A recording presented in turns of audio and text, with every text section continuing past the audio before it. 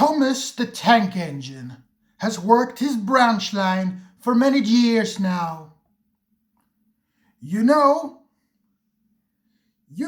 just where to stop, Thomas, laughed his driver. You could almost manage without me. The driver was only joking, of course, but Thomas was so conceited that he didn't realize this.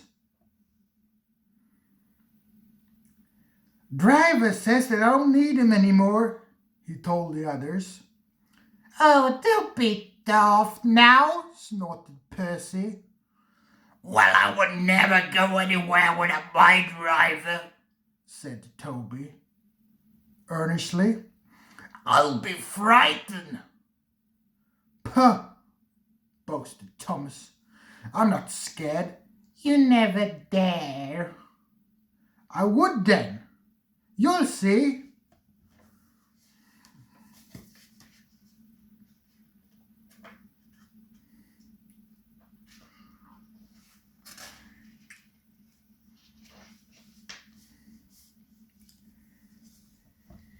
It was dark the next morning when the firelighter came by. Thomas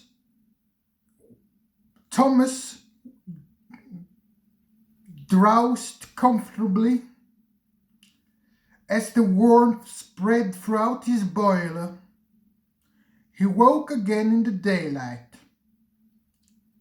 Percy and Toby were still asleep. Thomas suddenly remembered. Silly stick in the muds, he chuckled. I'll shove him. Driver hasn't arrived yet. So here it goes. He first tried one piston and then the others. They're moving. Shh, shh, shh, he whispered. I'll go out, then I'll stop and whistle. That will make them jump. Very, very quietly, he headed for the door.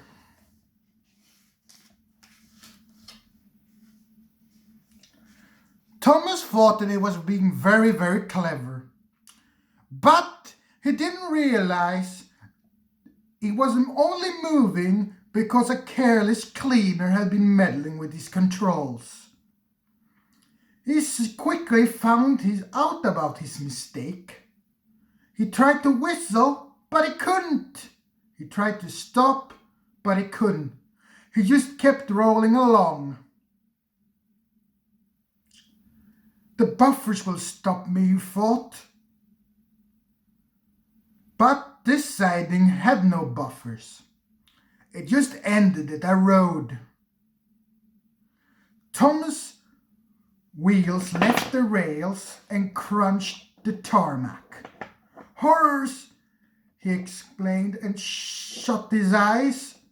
He didn't care to look at what was coming next.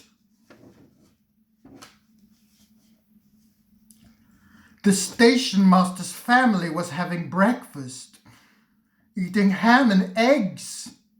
There was a crash. The house rocked.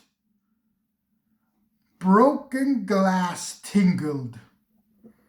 Plastered paper their plates. Thomas had collected a bush on his travels.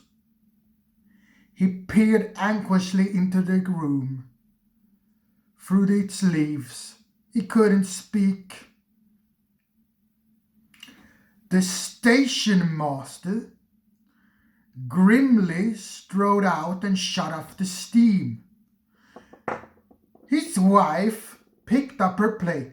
You miserable engine, she scolded. Just look at what I've done to our breakfast. Now I'm going to have to cook some more. She banged the door. More plaster fell down, this time on Thomas.